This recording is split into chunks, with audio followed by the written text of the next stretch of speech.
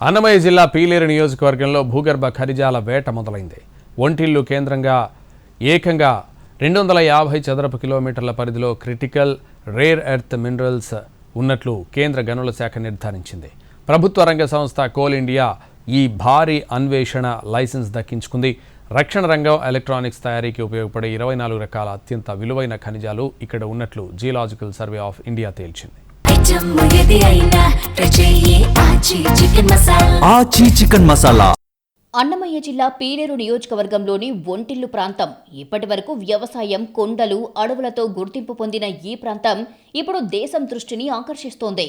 ఇక్కడ భూమి అడుగున అత్యంత విలువైన క్రిటికల్ రేర్ ఎర్త్ మినరల్స్ ఉన్నట్లు కేంద్ర గనుల శాఖ నిర్ధారించింది. ఏకంగా 250 చదరపు కిలోమీటర్ల విస్తీర్ణంలో ఈ ఖనిజాల అన్వేషణకు ప్రభుత్వ రంగ దిగ్గజం కోల్ ఇండియా లైసెన్స్ దక్కించుకుంది. పీలేరు నియోజకవర్గ పరిధిలోని ఒంటిల్లు బ్లాక్ పరిసర ప్రాంతాలు త్వరలోనే ఖనిజ భాండాగారంగా మారబోతున్నాయి. ఒంటిల్లు చంద్రగిరి బ్లాక్లోని 250 చదరపు కిలోమీటర్ల విస్తీర్ణంలో అత్యంత అరుదైన వ్యూహాత్మక క్రిటికల్ మినరల్స్ అన్వేషణకు కేంద్ర ప్రభుత్వం గ్రీన్ సిగ్నల్ ఇచ్చింది. కేంద్ర గనుల శాఖ నిర్వహించిన టెండర్లలో ప్రభుత్వ రంగ సంస్థ కోల్ ఇండియా ఈ లైసెన్స్ దక్కించుకుంది. రాష్ట్ర ప్రభుత్వం నుంచి లెటర్ ఆఫ్ ఇంటెంట్ అందిన ఏడాదిలోపు మైనింగ్ ఒప్పందాలు పూర్తి చేసుకుని క్షేత్రస్థాయిలో సర్వే పనులను వేగవంతం చేసేందుకు సంస్థ సిద్ధమవుతోంది. ఈ ఖనిజాన్వేషణ మొత్తం 3 దశల్లో సాగనుంది. కోల్ ఇండియా సంస్థకు లభించిన ఈ ఎక్స్ప్లోరేషన్ లైసెన్స్ కేవలం కోర్ డ్రిల్లింగ్ ద్వారా ఖనిజాలు ఎంత లోతులో ఉన్నాయో గుర్తించేందుకే పరిమితం. నేరుగా మైనింగ్ తవ్వకాలు ఇప్పుడే చేపట్టరు. G3, G4 స్థాయిలో జియోలాజికల్ మ్యాపింగ్, భూగర్భ సర్వేలు నిర్వహిస్తారు. ఈ 250 చదరపు కిలోమీటర్ల పరిధిలో పలుచోట్ల అటవీ ప్రాంతాలు, కొండలు ఉండటంతో కేంద్ర అటవీ, పర్యావరణ శాఖ నుంచి స్టేజ్ 1 ఫారెస్ట్ క్లియరెన్స్ తీసుకుంటున్నారు. సర్వే ప్రారంభించే ముందు అన్నమయ్య, తిరుపతి కలెక్టర్ల అనుమతితో పాటు రెవెన్యూ, మైనింగ్ అధికారుల సమక్షంలో సరిహద్దుల గుర్తింపు చేపడతారు. మా ఒంటిల్లో ఎంత అద్భుతం జరుగుతూ ఉన్నదని చాలా సంతోషిస్తాను.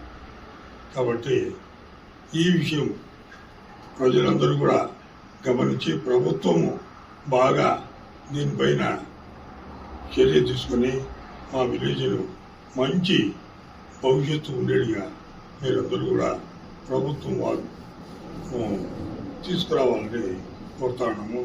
జియోలాజికల్ సర్వే ఆఫ్ ఇండియా ప్రాథమిక నివేదికల ప్రకారం ఈ ఒంటిల్లు బ్లాక్లో ఏకంగా 24 రకాల రేర్ ఎర్త్ క్రిటికల్ మినరల్స్ నిక్షిప్తమై ఉన్నాయి.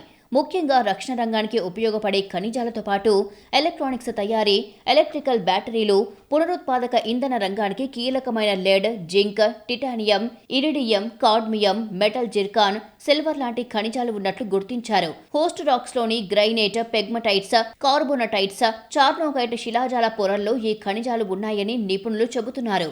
వీటితో పాటు జిర్కాన్, సిల్వర్తో పాటు రక్షణ రంగం, అంతరిక్ష పరిశోధనలు, ఎలక్ట్రానిక్ వాహనాల బ్యాటరీలు, సెమీ కండక్టర్లు, పునరుత్పాదక ఇంధన రంగానికి అత్యంత కీలకమైన ఖనిజాలు ఇక్కడ ఉండే అవకాశముందని నిపుణులు చెబుతున్నారు.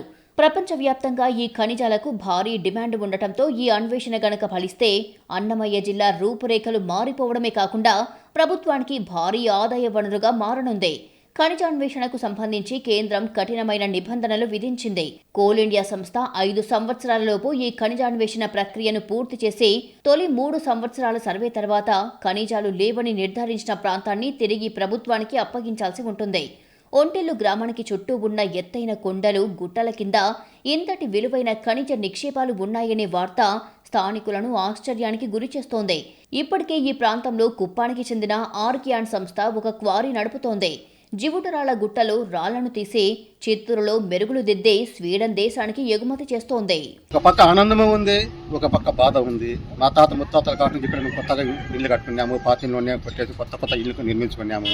తర్వాత ఏదో ఒక 2 ఎకరాలు 3 ఎకరాల భూమి ఉంది. ఒక పక్క సంతోషము, ఈ విధంగా మనకి ప్రభుత్వము న్యాయం చేస్తుంది అని ఒక నమ్మకం కూడా ఉంది. కాకపోతే ఎలాగైనా సరే దయచేసి అభివృద్ధికి మాకు సంతోషము, అది ఇచ్చేటప్పుడు మా లాంటి పేద ప్రజలకి ప్రభుత్వం న్యాయం చేయాలని కోరుతున్నాము. ఈ ప్రాజెక్టు అన్నమయ్య జిల్లా భవిష్యత్తును మార్చేస్తుందని పలువురు భావిస్తున్నారు.